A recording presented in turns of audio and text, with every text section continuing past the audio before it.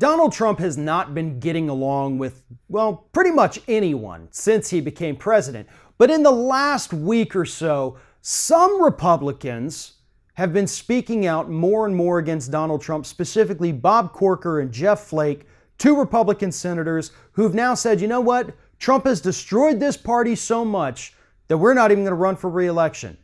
Just last week, we had former President George W. Bush come out, where he gave a speech talking about the fact that, you know, we can't get sucked into the bigotry and the hatred and all that. He didn't mention Trump by name, but everybody knew what he was talking about because the media was buzzing with praise for George W. Bush taking down Donald Trump without ever having to say his name.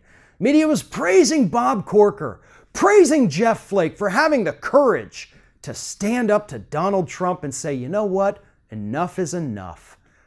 Well, you know what? Enough is enough.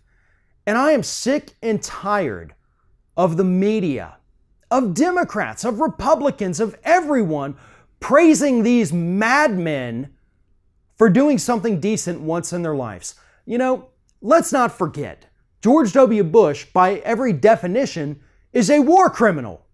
He authorized the torture of detainees around the planet. That's illegal. Remember when those pictures from Abu Ghraib surfaced? Remember the pictures from Iraq? Guantanamo Bay, all those allegations, all of that? The things that Barack Obama should have prosecuted the administration for but didn't? Yeah, I'm not going to praise him no matter what he does. The thousands upon thousands of American soldiers that died in a war based on lies?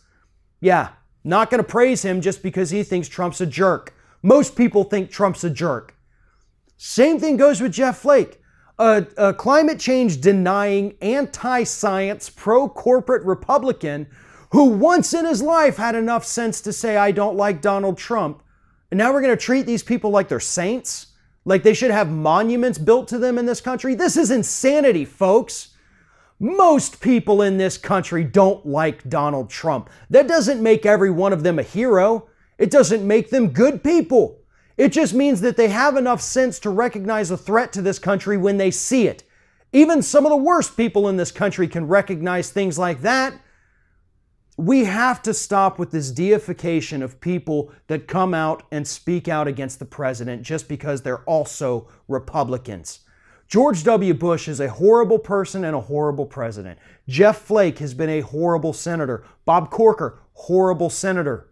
They're all in favor of these anti-consumer, pro-corporate policies that screw over average Americans and give everything away to major corporations, fossil fuel companies, and the banking industry. They do not deserve any praise whatsoever. Furthermore, quitting, resigning, not running for re-election is not heroic. It's basically saying you give up.